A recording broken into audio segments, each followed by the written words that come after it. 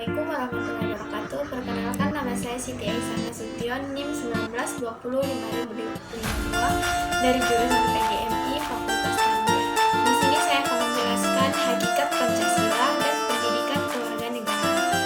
Yang pertama, sejarah Pancasila.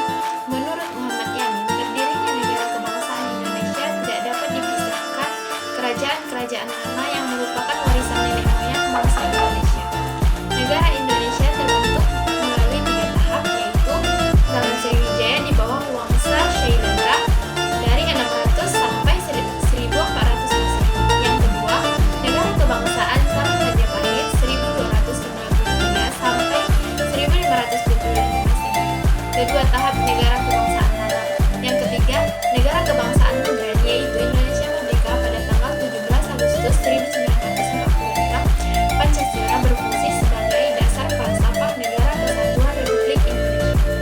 Mengenai sejarah Indonesia sebelum proses ini dan setelah ditetapkannya Pancasila sebagai dasar negara, ada beberapa hal yang perlu dipahami di masa lalu. Yang pertama, masa kerajaan Putih. Bambang Sumandio mengatakan bahwa Indonesia memasuki era sejarah pada tahun 400 Masehi dengan ditemukannya bukti 7 berupa prasasti. Menurut prasasti tersebut terlihat bahwa Raja Mulawarman adalah keturunan Raja Asmawarman dan keturunan Buddha. Pada zaman dahulu 400 sampai 1400 Masehi terdapat dua kerajaan yang berhasil menyatu dengan hampir separuh wilayah Indonesia dan seluruh wilayah Indonesia saat ini, yaitu Kerajaan Sriwijaya di Sumatera dan Kerajaan Majapahit di Jawa. Yang kedua, masa Kerajaan Sriwijaya. Pada abad ke-8 berdirilah Kerajaan Sriwijaya di bawah kekuasaan Wangsa Syailendra di Sumatera. Kerajaan yang berbahasa Melayu kuno dengan menggunakan huruf Pallawa. Huruf Pallawa dikenal juga sebagai kerajaan maritim yang mengandalkan jalur perhubungan darat.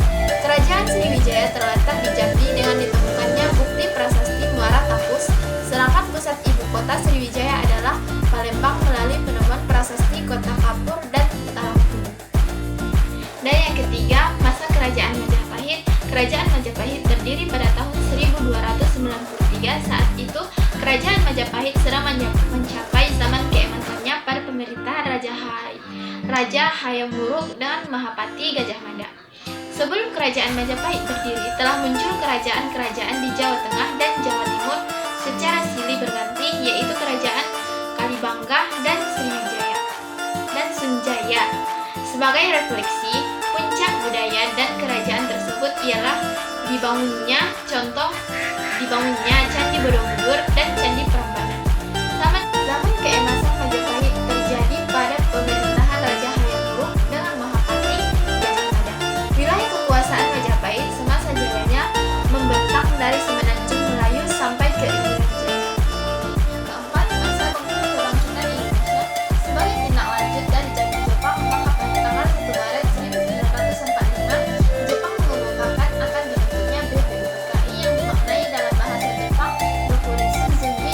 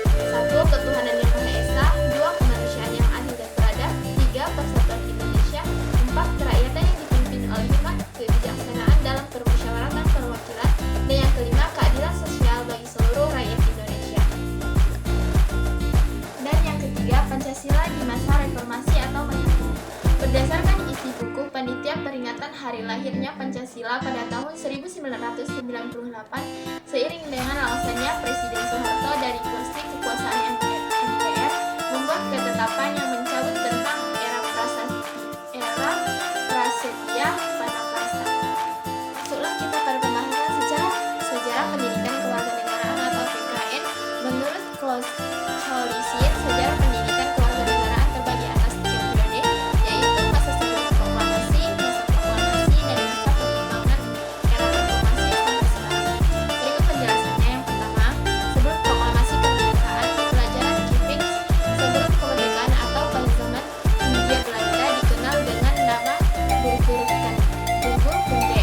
Berdasarkan pengajaran menjelaskan bahwa pelajaran itu dimasukkan oleh pemerintah Hindia Belanda agar rakyat jajahannya lebih memahami hak dan kewajiban terhadap pemerintahan Hindia Belanda, sehingga tidak menganggap pemerintah Belanda sebagai musuh, tetapi justru memberi dukungan dengan penuh dalam jangka waktu yang panjang.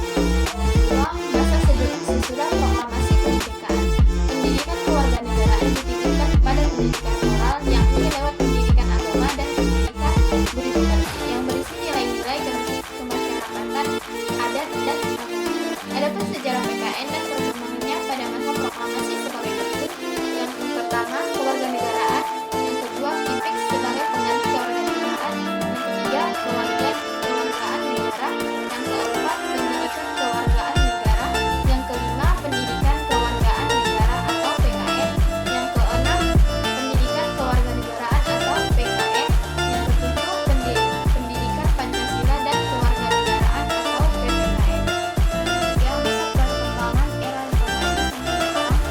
A. Kurikulum 1999. Pada tahun 1999, PPKN tidak lagi hanya diajarkan dalam bentuk hafalan, tetapi dikerjakan melalui pengalaman sehingga menjadi kebiasaan. B. Kurikulum berbasis kompetensi 2004. Hasil kajian pendidikan kewarganegaraan untuk jenjang SDMI menjadikan satu kajian pendidikan ilmu sosial dengan label mata pelajaran pengetahuan sosial dalam kurikulum 2004. C. Kurikulum tingkat satuan pendidikan atau KTSP. KTSP dicetuskan pada tahun 2006. KTSP sedikit berbeda dengan KBK. KTSP disusun berdasarkan standar isi, standar kompetensi, dan standar kompetensi dasar. D. Kurikulum 2013. Tahun 2013 timbul kurikulum yang dinyatakan sebagai penyempurnaan dari kurikulum tingkat satuan pendidikan. KTSP menuntut siswa lebih berkembang lagi dalam